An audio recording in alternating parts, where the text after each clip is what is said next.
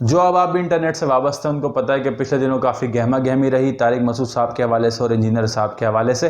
اور اس گہما گہمی کو کسی حد تک ختم کر دیا طارق مسعود صاحب نے۔ انجینئر صاحب یہ دعوے کر رہے تھے کہ طارق مسعود صاحب کو میں دعوت دیتا ہوں کہ وہ آئیں جہلم اور بات چیت کرتے ہیں، اور ساتھ ساتھ یہ پیشن گوئی بھی کرتے جا رہے تھے کہ مجھے امید ہے کہ وہ کبھی بھی جہلم تشریف نہیں لے کر آئیں گے۔ آپ نے خود کہا کہ میں آنا چاہتا ہوں جہلم، ہم آپ کو ویلکم کرتے ہیں یہاں پہ، آپ تشریف لائیں، اپنا کیمرہ مین بھی بے شک لے آئیں آپ، اور آپ لائیو ویڈیو چلانا چاہتے ہیں چلائیں، مجھے ویسے کوئی امید نہیں ہے کہ وہ آئیں،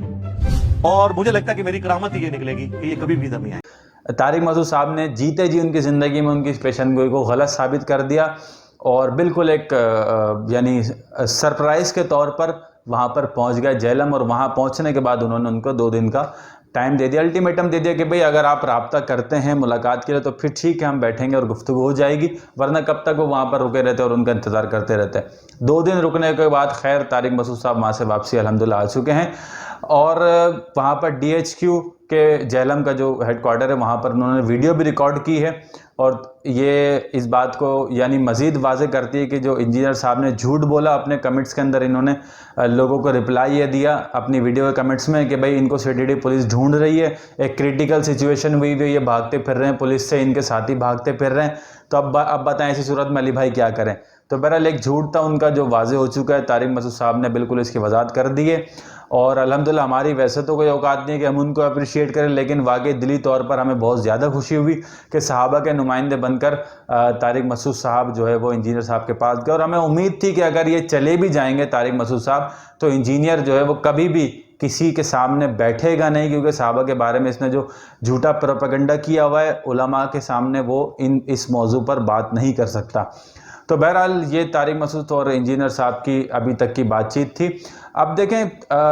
کچھ لوگ اس کی فیور میں ابھی بھی کمنٹس کر رہے ہیں انجینئر کی کہ بھئی انجینئر صاحب جو ہے وہ اسلام آباد میں تھے، وہ مصروف تھے، اور جو ہے ان کو پتہ سنڈے کو بیان ریکارڈ کرواتے ہیں اپنے اسٹوڈیو میں سے، تو بھائی طارق مسعود صاحب بھی تو اسٹوڈیو میں سے بیان ریکارڈ کرواتے ہیں، مسجد میں سے ریکارڈ کرواتے ہیں، لیکن جب وہ وہاں پر پہنچے تو اس چوک پر، مشہور چوک پر بیان انہوں نے ریکارڈ کروا دیا۔ تو علی مرزا بھی جہاں پر بیٹھے ہوئے تھے 1 منٹ کا کلپ اپلوڈ کر دیتے کہ بھئی میں ابھی مصروف ہوں، ابھی میں اسلام آباد میں ہوں یا میں جہلم میں ہوں، میں ابھی بات نہیں کر سکتا، مفتی صاحب سنڈے تک رک جائیں اور سنڈے کو انشاءاللہ ہم ملاقات کر لیں گے۔ کم سے کم بی بی کی وائنس کی طرح جیسے وہ سیلفی کیمرہ لے کر ویڈیو بناتا ہے، انجینئر صاحب بھی کوئی ایسے ہی ویڈیو بنا دیتے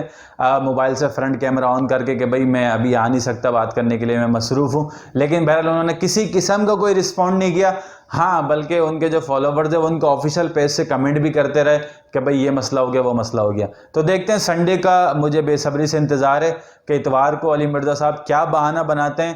کیا جو ہے لارے لپے دیتے ہیں، اور کس طریقے سے اپنے فالوورز کو مطمئن کرتے ہیں۔ خیر فالوور جو ڈھیٹ ہے وہ تو پہلے ہی مطمئن ہے، ان کا جواب نہیں بھی آیا اس کے باوجود، لیکن اب علی مرزا صاحب دیکھتے ہیں کیا کہتے ہیں کہ کیوں وہ نہیں ملے طارق مسعود صاحب سے، کیوں ملاقات نہیں کر سکے، کیوں انہوں نے رابطہ نہیں کیا۔ تب تک کے لیے السلام علیکم ورحمۃ اللہ وبرکاتہ۔